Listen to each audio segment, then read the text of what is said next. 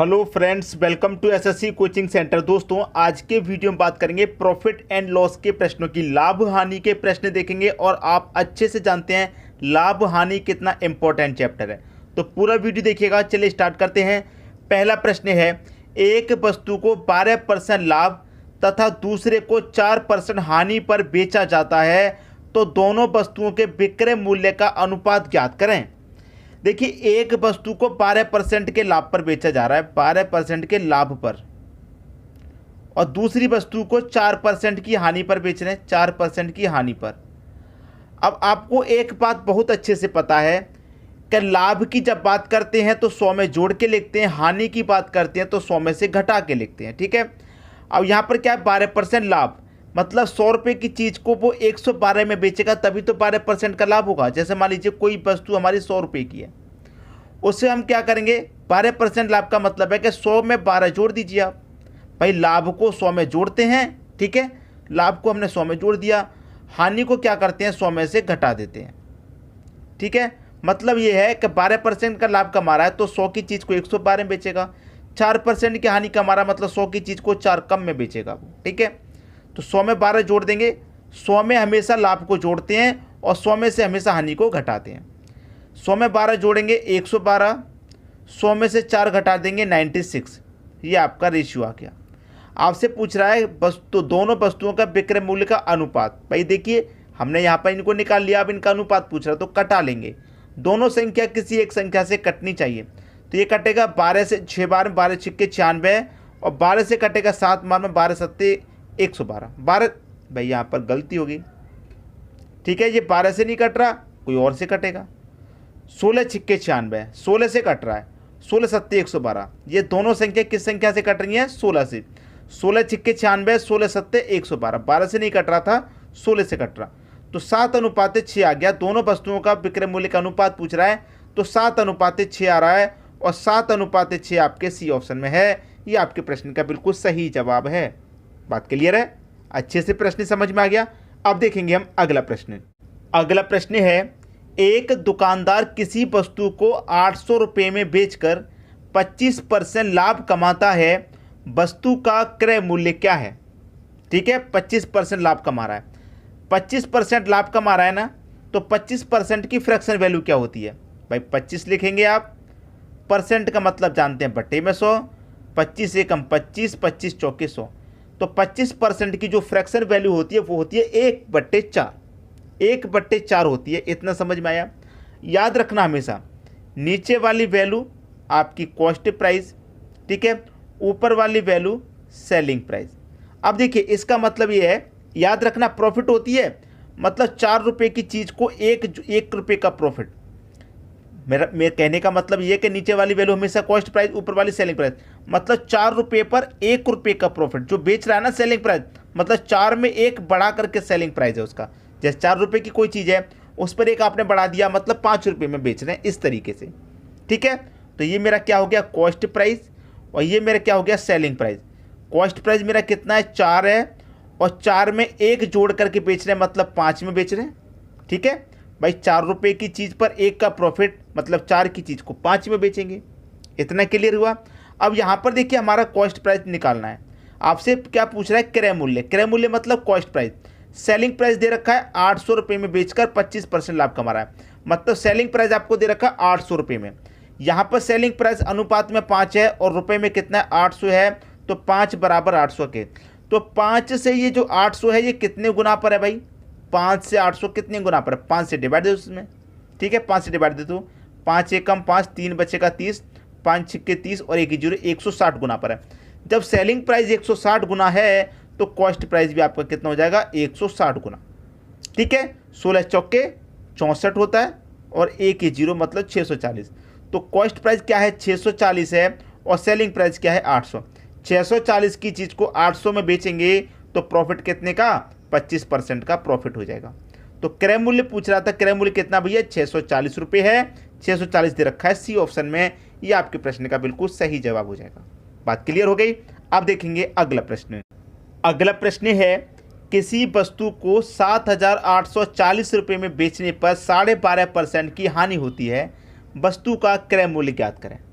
भैया इस बार क्या हो रहा है, हानि हो रही है, आपको मालूम है हानि कितने की, 12.5% की।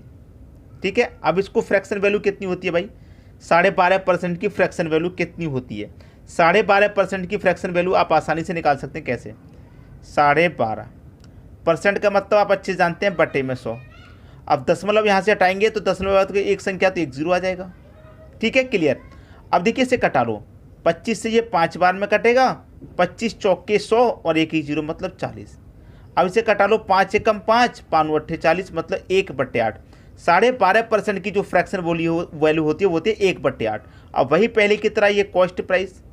अब 8 रुपये की चीज़ पर 1 रुपये का प्रॉफिट, मतलब 8 रुपये की चीज़ पर 1 रुपये का प्रॉफिट। कोई चीज़ हमारी 8 की है, उस पर मैं 1 रुपया कमाऊंगा, तो इसका मतलब मेरा सेलिंग प्राइस कितना हो जाएगा, 9, मतलब 9 रुपये में बेचूंगा पहले की तरह से। ये कॉस्ट प्राइस हो गया और ये सेलिंग प्राइस। कॉस्ट प्राइस मेरा कितना है भाई, 8 है। 8 रुपये पर 1 रुपये का प्रॉफिट, मतलब 8 की चीज़ पे 1 रुपये का प्रॉफिट, इसका मतलब मैं कितने बेचूंगा, 9 में बेचूंगा, तभी तो 1 का प्रॉफिट। बिल्कुल सही।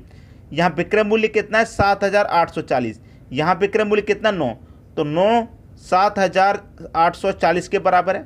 अनुपात में 9 है, रुपये में 8 है, 7,840 कितने गुना पर है भाई, इससे इसको कटा दे रहा हूँ। ठीक है, इससे इसको कटा लो, पता चल जाएगा कितने गुना पर है आसानी से। क्लियर है, अच्छे से बात समझ में आ गई, किसी को भी यहाँ कोई दिक्कत नहीं। अब हमने यहाँ पर इस प्रश्न में एक गलती कर दी है, हमने इस प्रश्न में एक गलती कर दी है। क्या गलती करती है अभी बताते हैं। ये जो हमारा प्रश्न है ये हानि वाला है, प्रॉफिट वाला नहीं है, हानि वाला है, ये गलती कर दी। पहले जो प्रश्न था इससे पहले वाला वो लाभ था, तो हमने इसको जोड़ लिया था। ये हानि है तो घटाते हैं भैया, 8 रुपये की चीज़ पर 1 रुपये की हानि, 8 की चीज़ पर 1 रुपये की हानि, इसका मतलब 9 में नहीं 7 में बेचेंगे, तो विक्रय मूल्य यहाँ पर 7 आ जाएगा। अब बात समझ में आई। याद रखना यही तो पॉइंट ऑफ व्यू होता है एग्जाम का। आपने जो चीज़ सीख ली उसी को हानि और लाभ दोनों को उसी में जोड़ देंगे तो गलत हो जाएगा, जैसे अभी हो गया। ये हानि वाला है, जब हानि वाला होता है तो घटा के लिखते हैं, और लाभ का होता है तो जोड़ के लिखते हैं। बात दोनों समझ में आ गई होंगी। अब अनुपात में कितना है, 7 है, और रुपए में कितना है, 7,840, तो ये 7,840 के बराबर है, तो कितने गुना पर है भाई, 7 से इसमें भाग दे दो, 7 एकम 7, 7 एकम 7, एक बचेगा 14, 7 दूने का 14 और एक ही जीरो मतलब 1120। कितने गुना पर है भाई, सेलिंग प्राइस 1120। जब सेलिंग प्राइस 1120 है तो आपका कॉस्ट प्राइस भी 1120 गुना पर होगा। ठीक है, 1120 गुना पर होगा। तो 11 से इसमें डिवाइड, 8 का इसमें डिवाइड कर दो भाई, 8 से मल्टीप्लाई कर दो, 8 का 0 मल्टीप्लाई करेंगे 0, 8 दूने का 16 का 6, कैरी का 1, 8 एकम 8 कैरी का 1 9 हो जाएगा, और 8 एकम 8, 8,960। कॉस्ट प्राइस कितना हो जाएगा, 8,960, 8,960, 8,960 बी ऑप्शन में है। बी ऑप्शन आपके प्रश्न का बिल्कुल सही जवाब हो जाएगा। बात क्लियर है, सभी को समझ में आ गई। अब देखेंगे अगला प्रश्न। अगला प्रश्न है, एक व्यक्ति अपनी साइकिल 720 रुपये में बेचता है तो उसे 25% की हानि होती है, तो 25% लाभ कमाने के लिए साइकिल का विक्रय मूल्य क्या होना चाहिए। भाई आपको करना क्या है, एक तरफ तो लिख लेनी है हानि और एक तरफ लिख लेना है लाभ। हानि कितनी की है भाई, 25 की, लाभ भी आपका 25 का ही है, दोनों बातें क्लियर हैं। हानि को क्या करते हैं, 100 में से घटा के लिखते हैं, ये बात आप अच्छे से जानते हैं, और लाभ को क्या करते हैं, 100 में जोड़ के लिखते हैं, ये बात आप अच्छे से जानते हैं। ठीक है, इतनी बात तो क्लियर है। अब मैं 100 में से 25 घटा के लिखूंगा तो 75, और 100 में 25 जोड़ के लिखूंगा तो 125। बात क्लियर है यहाँ तक। अब इस रेशियो को मैं कटा के छोटा कर लूँ, जैसे 25 से काटूंगा 3 बार में, 25 से काटूंगा 5 बार में, रेशियो छोटा हो गया 3:5। ठीक है, अब देखिए ये हमारा लाभ का रेशियो है, ये मेरा हानि का रेशियो है, दोनों रेशियो मेरे निकल के आ गए। अब यहाँ पर कह रहा था आपसे कि अपनी साइकिल 720 रुपये में बेचता है। कितने बेच रहा है भाई, 720 रुपये में बेचता है, तो उसे 25% की हानि हो रही है। भाई यहाँ पर हानि कितने की हो रही है, 3 की। भाई ये हानि वाला रेशियो ही तो है। ठीक है, यहाँ पर क्या है, 720 रुपये में बेचने पर हो रही है। ठीक है, 720 रुपये में बेचने पर ही तो हो रही है हानि। तो यहाँ पर 3 रेशियो कितने के बराबर भाई, 720 के बराबर। ठीक है भाई, 720 रुपये में बेचा तभी तो हानि हुई, तो ये मेरा हानि का बराबर हो गया। तो 3 से ये कितने गुना पर है भाई, 3 से इसमें डिवाइड दे दो। ठीक है, 3 दूने का 6, एक बचेगा 12, 3 से काटूंगा 3 चौके 12 और एक ही जीरो, 240 गुना पर। जब ये 240 गुना तो ये भी आपका 240 गुना आ जाएगा। कर दो भैया, 5 का 0 में मल्टीप्लाई 0, 5 चौके 20 का 0, कैरी का 2, 5 दूने का 10, कैरी का 2 जोड़ेंगे 12, 1200 आ गया। ठीक है, आपसे पूछा था कि विक्रय मूल्य क्या होना चाहिए। भाई विक्रय मूल्य कितना होना चाहिए, 1200 होना चाहिए। जब मैं 720 रुपये में बेच रहा हूँ तो 25% का लाभ हानि हो रही है, और 1200 में बेचूंगा तो 25% का मुझे लाभ हो जाएगा। 1200 आपका सही आंसर है, जो कि सी ऑप्शन में दे रखा है। अब देखेंगे हम अगला प्रश्न। अगला प्रश्न है, किसी वस्तु को 636 रुपये में बेचने पर उतनी ही हानि होती है जितना कि उस वस्तु को 664 रुपये में बेचने पर लाभ होता है। वस्तु का क्रय मूल्य ज्ञात कीजिए। इसमें क्या है, जितना हमको लाभ हो रहा है उतनी हानि हो रही है, दोनों बराबर है। देखिए 636 में मैंने बेचा, मान लीजिए 10% की हानि हुई, और 664 में बेचा हूँ तो 10% का ही लाभ, बराबर है लाभ और हानि, यही तो कह रहा है। तो कैसे निकालेंगे, कभी भी ऐसा प्रश्न पूछे तो दोनों को जोड़ के 2 से डिवाइड कर दो बस। भाई मैं क्या करूँगा, 636 को और 664 को दोनों को जोड़ के 2 से डिवाइड करूँगा। कितना हो जाएगा भाई, ये 6 और 4 10 का 0, कैरी का 1, 3 और 6 9, कैरी का 1, 10 का 0, फिर से कैरी का 1, 6 और 6 12, कैरी का 1 13। 1300 में क्या करूँगा, 2 से डिवाइड कर दूंगा। कितना आ जाएगा भाई, 650। ये आपका आंसर हो गया 650, सी ऑप्शन बिल्कुल सही।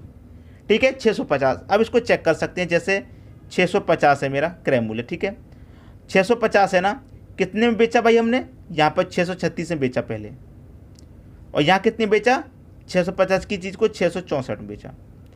अब 650 से ये कितना अधिक है, आप बोलेंगे 14 अधिक है, और 650 से ये कितना कम है, आप बोलेंगे 14 कम है। तो 14 का ही हानि और 14 का ही लाभ हो रहा है। हाँ, लाभ और हानि दोनों बराबर हो रहे हैं। क्लियर हो गया, यही तो कह रहा था प्रश्न। भाई 636 में बेचेंगे तो जितने की हानि होगी उतना ही 664 में बेचने पर लाभ होगा, तो लाभ और हानि दोनों बराबर है। तो क्रय मूल्य मेरा कितना है, 650। समझ में आई बात। अब देखेंगे अगला प्रश्न। अगला प्रश्न है, आदमी अपनी वस्तु को निश्चित मूल्य पर बेचने पर 20% का लाभ कमाता है। निश्चित मूल्य पर बेचने पर, जैसे कॉस्ट प्राइस, मान लो कोई भी वस्तु है, आदमी अपनी वस्तु को बेच रहा है, कोई भी वस्तु है, उसका मूल्य अपने आप में 100 रुपये होगा, और वो जब बेच रहा है, सेलिंग प्राइस जब उसका क्या होगा भाई, 20% का लाभ कमा रहा है, तो 100 की चीज़ को वो 120 में बेचेगा, तभी तो 20 का लाभ कमाएगा। इतना क्लियर है, लाभ कमाता है।